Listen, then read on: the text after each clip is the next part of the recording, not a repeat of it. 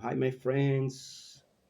It's great to have you here. É bom ter você aqui. Então, hoje nós vamos para mais uma questão bíblica, né? Dessa vez parabenizando aqui o Tigrão, Vila Nova, lá de Goiás.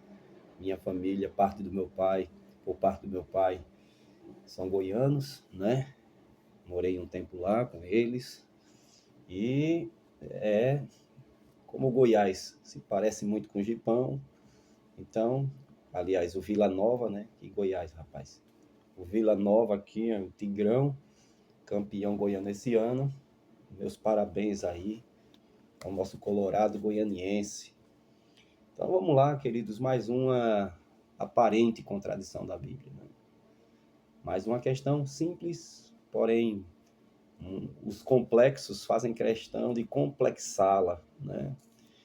Então é importante você entender que quando você vai ler a Bíblia com um conceito já pré-concebido sobre a mesma, você terá aquilo que realmente você propôs no seu coração ter. Você vai enxergar no texto aquilo que você quer ver.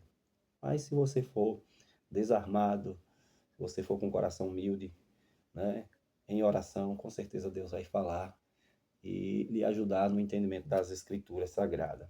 Nosso tema hoje é Deus esqueceu temporariamente de Noé? Por quê? Porque no capítulo 8, após o dilúvio, lá em Gênesis 8, vamos lá, Gênesis 8,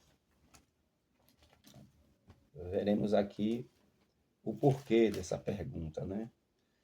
Porque essa mesma expressão, Deus esqueceu, ela aparece em outros textos da Bíblia e dá a ideia de que Deus tem uma memória, a sua memória não é tão longa, né, tão profunda como a própria Bíblia descreve. Diz assim: lembrou-se Deus de Noé, e de todos os animais selváticos, e de todos os animais domésticos que com ele estavam na arca. Deus fez soprar um vento sobre a terra e baixou as águas. Mas a expressão é: lembrou-se Deus de Noé. E aí vem aquela questão: Deus esqueceu temporariamente de Noé? Mais uma vez, a ajudinha aqui do livro, tá bom? E eu vou ler aqui para você, porque, como eu tenho dito, cada vez que eu me deparar com a leitura de algum livro interessante, eu vou dividir aqui com os irmãos. Eu achei interessante isso. O fato do texto dizer que, entre aspas, lembrou-se Deus de Noé, parece implicar que o Senhor se esqueceu de Noé temporariamente. Contudo, a Bíblia declara que Deus sabe de todas as coisas. E você pode constatar isso nos Salmos de número 139, versículo 2 até o verso 4. Mostra claramente que Deus não esquece de nada, porque Ele é onisciente, presciente. Contudo, nós vemos ainda aqui em Jeremias 17:10, Hebreus 4:13, que Deus nunca esquece dos seus santos. É o que está escrito lá em Hebreus 4:13. Em Isaías 49:15 diz que o nome é impossível Deus nos esquecer porque o seu nome está cravado na palma das mãos de Deus. Claro que isso é uma metáfora, né?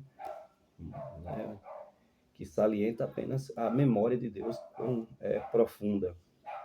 Mas a solução para esse pequeno problema é aqui. Em sua onisciência, Deus sempre esteve consciente de que Noé estava na arca. Entretanto, depois de Noé ter permanecido nela por mais de um ano, como se tivesse sido esquecido, Deus deu um sinal de sua lembrança e fez com que Noé e a sua família saíssem da arca.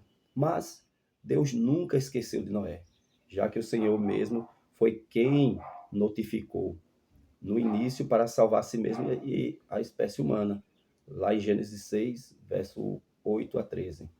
Com frequência, nós mesmos usamos a expressão semelhante quando nós queremos dizer que nos lembramos, que nós nos lembramos de alguém no dia do seu aniversário, mesmo que nunca tenhamos esquecido da existência de tal pessoa.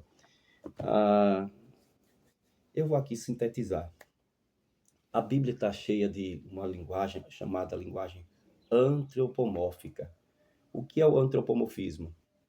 É Deus usando uma linguagem humana para ajustar a sua linguagem eterna com as nossas limitações. Então, isso não passa de um antropomorfismo, uma linguagem humana. Dizer que esqueceu, ou dizer que lembrou, melhor dizendo, não significa dizer que Deus esqueceu. Significa dizer que chegou o momento de sair daquela arca. Chegou o dia em que Deus resolveu falar. É somente isso. É a mesma coisa de eu estar em uma loja, algum lugar, e passei lá, vi uma blusa de um time, e falei assim, lembrei do meu irmão Betinho, né?